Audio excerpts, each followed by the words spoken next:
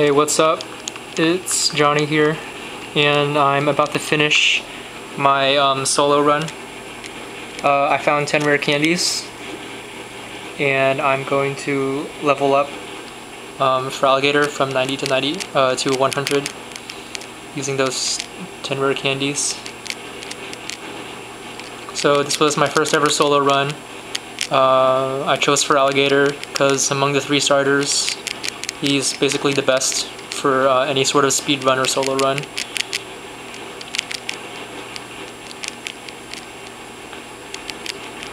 So, yeah, just leveling it up.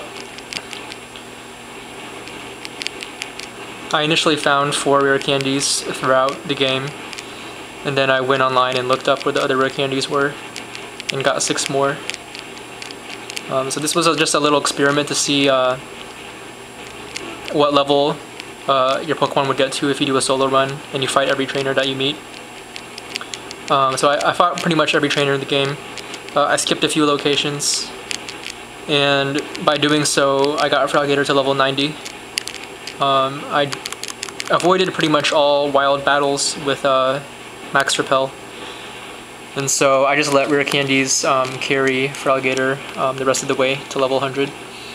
Total playtime is 13:45. It's pretty slow by speedrun standards. I mean, the world record for a speedrun through this is about 4.5.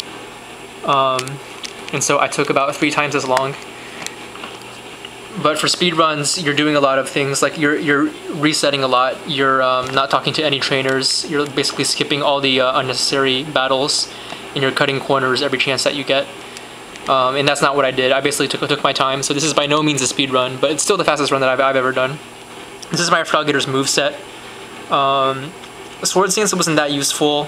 If you want to do a speed run, you should do this set, except change Sword Stance to probably Crunch or Rock Slide.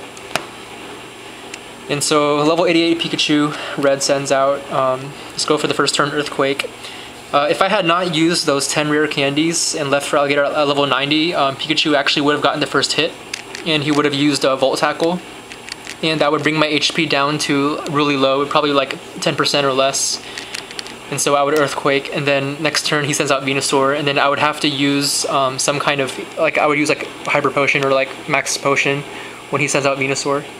But since he didn't get to go first with Pikachu, that gives me time to Swords Dance. Sleep Powders me, it's not a big deal.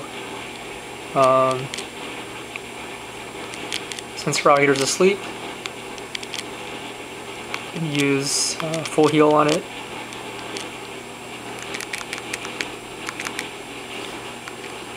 Next turn he Giga Drains. It should not do that much damage because I'm 16 levels higher, and Giga Drain is a pretty weak move in the first place. Hail damage.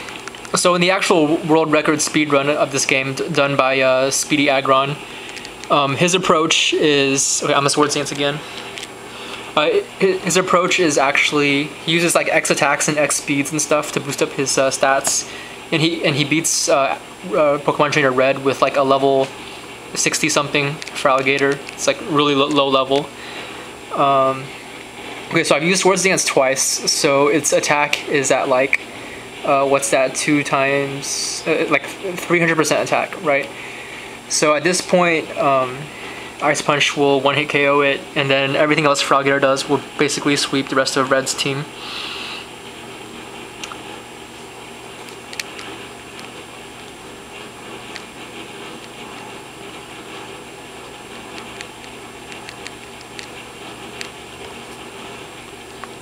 So yeah, those 10 rare candies makes a real difference. If I just left Feraligatr at level 90, this would have been much more of a struggle, because again, like I said, like Pikachu would get the first attack, so I would have to waste a turn doing Max Potion on Feraligatr, and that would give his Venusaur a chance to attack twice, and so he would slowly whittle down my HP. My HP would get pretty low, and so I would have to spend another turn later on using Max Potion to make up for the two Giga Drains that I take. I'm going to use Earthquake on Lapras. So the 10 levels makes a real difference. It basically bought me like 2 turns worth of attacks.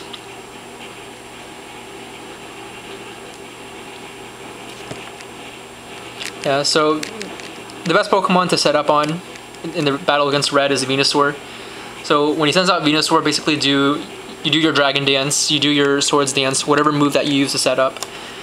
The last time I played through this game was a year and a half ago, and I used 3 Pokemon, and it took considerably longer because there's just, if you use more than 1 Pokemon to beat the game, it just takes forever.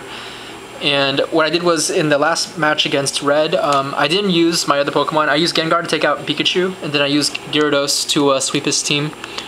And basically, I just Dragon Danced 6 times against Red's Lapras, and then stalled out his Blizzards and his Psychics and all that, using Hyper Potions. Alright, so Red's defeated.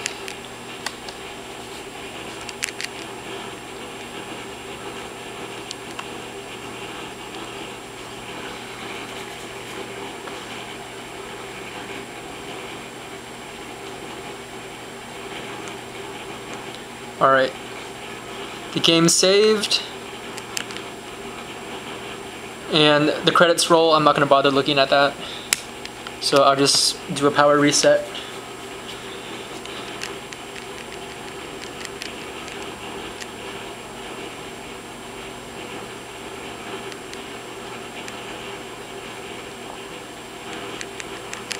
So yeah, like among the times I played through Pokemon games, like first generation, I would spend like 30 to 50 hours on one playthrough. Second generation, about 50 hours. Let's see.